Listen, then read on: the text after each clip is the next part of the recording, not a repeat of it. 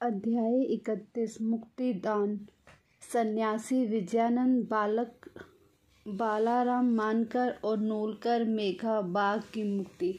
इस अध्याय में हेमाडपंत बाबा के सामने कुछ भक्तों की मृत्यु तथा बाघ के प्राण त्याग की कथा का वर्णन करते हैं। प्रारंभ। मृत्यु के समय जो अंतिम इच्छा या भावना होती है वही भक्तिव्यता का निर्माण करती है। श्री कृष्ण ने गीता अध्याय 8 में कहा है कि जो अपने जीवन के अंतिम क्षण में मुझे स्मरण करता है वह मुझे ही प्राप्त होता है तथा उस समय वह जो कुछ भी दृश्य देखता है उसी को ही अंत में पाता है।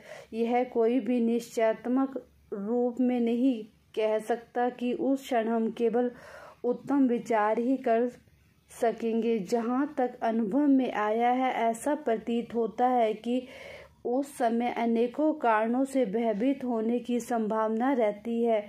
इसके अनेक कारण हैं, इसलिए मन को इच्छानुसार किसी उत्तम विचार के चिंतन में ही लगाने के लिए नित्य अभ्यास अत्यंत आवश्यक है। इस कारण सभी संतों ने हरि स्मरण और जाप को ही श्रेष्ठ बताया है ताकि मृत्यु के समय हम किसी घरेलू उलझन में ना पड़ जाएं। अतः ऐसे अवसर पर भक्तगण पूर्ण संतों के शरणागत हो जाते हैं ताकि संत जो कि सर्वज्ञ है उचित पद प्रदर्शन कर हमारी यथेष्ट सहायता करे। इसी प्रकार के कुछ उदाहरण नीचे दिए जाते हैं। 1. विजयानंद। एक मद्रासी सन्यासी विजयानंद मानसरोवर की यात्रा करने निकले। मार्ग में बाबा की कीर्ति सुनकर शिरडी आए, जहां उनकी भेंट हरिद्वार के सोमदेव जी स्वामी से ही। इनसे उन्होंने मानसरोवर की यात्रा के संबंध में पूछताछ की। स्वामी जी ने उन्हें बताया कि मानसरोवर गंगोत्री से 500 मील उत्तर की ओर तथा मार्ग में जो कष्ट होते हैं उनका भी उल्लेख किया, जैसे कि बर्फ की अधिकता, 50 कोस तक भाषा में भिन्नता, भूटान निवासियों के संशयी स्वभाव जो यात्रियों को अधिक कष्ट पहुंचाया करते हैं। वह सब सुनकर सन्यासी का चित्त उदास हो गया और उसने यात्रा करने का विचार त्याग कर मस्जिद में जाकर बाबा के श्री चरणों का स्पर्श किया। बाबा क्रोधित होकर कहने लगे, इस निकम्मे सन्यासी को निकालो यहाँ से, इसका संग करना व्यर्थ है। सन्यासी बाबा के स्वभाव से पूर्ण अपरिचित था। उसे बड़ी निराशा हुई, परंतु वहाँ जो कुछ भी गतिविधियाँ चल रही थी उन्हें वह बैठे बैठे ही देखता रहा। प्रातःकाल का दरबार लोगों में ठठाठस भरा हुआ था और बाबा की यथाविधि अभिषेक कराया जा रहा था। कोई पाद प्रक्षालन कर रहा था, कोई चरणों को छूकर तथा कोई तीर्थ स्पर्श से अपने नेत्र तृप्त कर रहा था। कुछ लोग उन्हें चंदन का लेप लगा रहे थे और उनके शरीर में इसी इत्र भी मल रहा था। जाति पाति का भेदभाव भुलाकर सब भक्त यह कार्य कर रहे थे। यद्यपि बाबा उस पर क्रोधित हो गए तो सन्यासी के हृदय में उनके प्रति बड़ा प्रेम उत्पन्न हो गया था। उसे यह स्थान छोड़ने की इच्छा न होती थी। 2 दिन के पश्चात ही मद्रास से पत्र आया कि उसकी माँ की स्थिति अत्यंत चिंताजनक है, जिसे पढ़कर उसे बड़ी निराशा हुई। वह अपनी माँ के दर्शन की इच्छा करने लगा, परंतु बाबा की आज्ञा के बिना वह शिरडी से जा भी कैसे सकता था। इसलिए वह हाथ में पत्र लेकर उन्हें के समीप आया और उनसे घर लौटने की अनुमति मांगी। त्रिलाकदर्शी बाबा को तो सबका भविष्य विदित ही था। उन्होंने कहा कि जब तुम्हें अपनी माँ से इतना मोह था तो फिर संन्यास धारण करने का कष्ट क्यों उठाया। ममता या मोह भगवा वस्त्रधारियों की क्या शोभा देता है। जाओ चुपचाप अपने स्थान पर रहकर कुछ दिन शांतिपूर्वक बिताओ, परंतु सावधान, पाड़े में चोर अधिक हैं, इसलिए द्वार बंद कर सावधानी से रहना, नहीं तो चोर सब कुछ चुरा कर ले जाएंगे। लक्ष्मी यानी संपत्ति चंचल है, और यह शरीर भी नाशवान है। ऐसा ही समझकर इहलौकिक या परलौकिक समस्त पदार्थों का मोह त्याग कर अपना कर्तव्य करो। जो इस प्रकार का आचरण कर श्री हरि से शरणागत हो जाता है, उसका सब कष्टों से शीघ्र छुटकारा ही उसे परमानंद की प्राप्ति हो जाती है। जो परमात्मा का ध्यान व चिंतन प्रेम और भक्ति पूर्वक करता है, परमात्मा भी उसकी अविलंब सहायता करते हैं। पूर्व जन्मों के शुभ संस्कारों के फलस्वरूप ही तुम यहाँ पहुँचे हो, और अब जो कुछ भी मैं कहता हूँ उसे ध्यान पूर्वक सुनो और अपने जीवन के अंतिम ध्येय पर विचार करो। इच्छा रहित होकर कल से भागवत का 3 सप्ताह तक पठन पाठन प्रारंभ करो। तब भगवान प्रसन्न होंगे और तुम्हारे सब दुख दूर कर देंगे। माया का आवरण दूर होकर तुम्हें शांति प्राप्त होगी। बाबा ने उसका अंत का समीप देकर उसे यह उपचार बता दिया और साथ ही राम विजय पढ़ने का भी आज्ञा दी, जिससे यमराज अधिक प्रसन्न होते हैं। दूसरे दिन स्नान आदि कर अन्य शुद्धि के कृत्य कर उसे लेंडी भाग में एकांत में बैठकर भागवत का पाठ प्रारंभ कर दिया।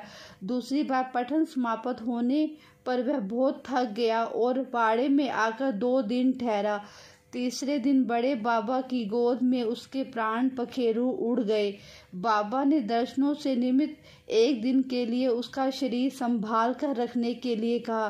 तत्पश्चात पुलिस आई और यथोचित जांच पड़ताल करने के उपरांत मृत शरीर को उठाने की आज्ञा दे दी। धार्मिक कृत्यों के साथ उसकी उपयुक्त स्थान पर समाधि बना दी गई। बाबा ने इस प्रकार सन्यासी की सहायता कर उसे सद्गति प्रदान की। नंबर 2, बालाराम मानकर। बालाराम मानकर नामक एक गृहस्थ बाबा के परम भगत थे। जब उसकी पत्नी का देहांत हुआ तो वह निराश हो गए और सब घर बार अपने लड़के को सौंपकर शिरडी में आकर बाबा के पास रहने लगे। उनकी भक्ति देख और बाबा उनके जीवन की गति परिवर्तित कर देना चाहते थे, इसलिए उन्होंने उन्हें 12 रुपये देकर मच्छिंद्रगढ़ जिला सातारा में जाकर रहने को कहा। मानकर की इच्छा उनका सातिथ्य छोड़कर अन्य कहीं जाने की ना थी, परंतु बाबा ने उन्हें समझाया कि तुम्हारे कल्याण में ही है कि मैं यह उत्तम उपाय तुम्हें बतला रहा हूँ, इसलिए वहाँ जाकर दिन में 3 बार प्रभु का ध्यान करो। बाबा के शब्दों में विश्वास कर वह मच्छिंद्रगढ़ चला गया और वहाँ के मनोहर दृश्यों, शीतल जल और उत्तम पवन और समीप दृश्यों को देखकर उसके चित्त को बड़ी प्रसन्नता हुई। बाबा द्वारा बतलाई विधि से उसका प्रभु का ध्यान करना प्रारंभ कर दिया। कुछ दिनों के पश्चात ही उसे दर्शन प्राप्त हो गया। बहुधा भक्तों की समाधि या तुरीयावस्था में दर्शन होते हैं, परंतु मानकर जब तुरीयावस्था या प्राकृत अवस्था में आया तभी उसे दर्शन हुए। दर्शन होने के पश्चात मानकर ने बाबा से अपने को वहां भेजने का कारण पूछा। बाबा ने कहा कि शिरडी में तुम्हारे मन में नाना प्रकार के संकल्प विकल्प उठने लगे थे, इसी कारण मैंने तुम्हें यहाँ भेजा कि तुम्हारे चंचल मन को शांति प्राप्त हो। तुम्हारी धारणा थी कि मैं शिरडी में ही विद्यमान हूँ और 3.5 हाथ के इस पंच से पुतले के अतिरिक्त कुछ नहीं हूँ, परंतु अब तुम्हें मुझे देखकर यह धारणा बना लो कि तुम्हारे सामने शिरडी में उपस्थित है और जिसके तुमने दर्शन किए हैं वह दोनों ही अभिन्न है या नहीं। मानकर वह स्थान छोड़कर अपने निवास स्थान बादरा को रवाना हो गया। वह पूना से दादर रेल द्वारा जाना चाहता था, परंतु जब वह टिकट घर पहुंचा तो वहां अधिक भीड़ के कारण वह टिकट खरीद ना सका। इतने में ही वह एक देहाती जिसके कंधे पर एक कंबल पड़ा था, शरीर पर केवल एक लंगोटी के अतिरिक्त कुछ भी ना था, ये वहां आया और मानकर से पूछने लगा, आप कहाँ जा रहे हैं? मानकर ने उत्तर दिया, मैं दादर जा रहा हूँ। तब वह कहने लगा कि मेरा यह दादर का टिकट आप ले लीजिए, क्योंकि मुझे यहाँ एक आवश्यक कार्य आ जाने के कारण मेरा जाना आज ना हो सकेगा। मानको को टिकट पाकर बड़ी प्रसन्नता हुई और अपनी जेब में से वह पैसे निकालने लगे। इतने में टिकट देने वाला आदमी भीड़ में कुछ अदृश्य हो गया। मानकर ने भीड़ में पर्याप्त छानबीन की, परंतु सब व्यर्थ ही हुआ। जब तक गाड़ी नहीं छूटी, मानकर उसके लौटने की प्रतीक्षा करता रहा, परंतु वह अंत तक ना लौटा। इस प्रकार मानकर को इस विचित्र रूप से द्वितीय बार दर्शन हुए। कुछ दिन अपने घर ठहरकर मानकर फिर शिरडी लौट आया और साईं चरणों में अपने दिन व्यतीत करने लगा। अब वह सदैव बाबा के वचनों और आज्ञा का पालन करने लगा। आनंद उस भाग्यशाली ने बाबा के सम्मुख उनका आशीर्वाद प्राप्त कर अपने प्राण त्यागे। नंबर 3, तात्या साहेब नूलकर। हेमाडकर के तात्या साहेब नूलकर के संबंध में कोई विवरण नहीं लिखा है, केवल इतना ही लिखा है कि उनका देहांत शिरडी में हुआ। साईं लीला पत्रिका में संक्षिप्त विवरण प्रकाशित हुआ। सन 1909 में जिस समय तात्या साहब पंढरपुर में उप न्यायाधीश थे, उसी समय नाना साहेब चांदकोर भी वहाँ के मामलदार थे। वह दोनों आपस में बहुधा मिला करते और प्रेम पूर्वक वार्तालाप किया करते थे। तात्या साहब संतों में अविश्वास करते थे, जबकि नाना साहब की संतों के प्रति विशेष श्रद्धा थी। नाना साहब ने उन्हें साईं बाबा की लीलाएं सुनाई और एक बार शिरडी जाकर बाबा का दर्शन लाभ उठाने का आग्रह भी किया। वह 2 शर्तों पर चलने को तैयार हुए।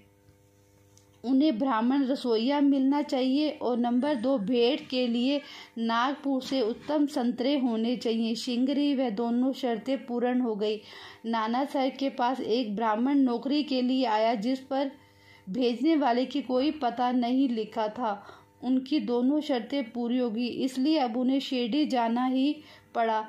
पहले तो बाबा उन पर क्रोधित हुए, परंतु जब धीरे धीरे तात्या साहब भी विश्वास हो गया कि वह सचमुच ही ईश्वरावतार है और बाबा से प्रभावित हो गए, फिर जीवन पर्यंत यहीं रहे। जब उनका अंतकाल समीप आया तो उन्हें बाबा का पाद तीर्थ भी दिया गया। उनकी मृत्यु का समाचार सुनकर बाबा बोल उठे, अरे तात्या तो आगे चला गया, अब उसका पुनः जन्म नहीं होगा। मेघा।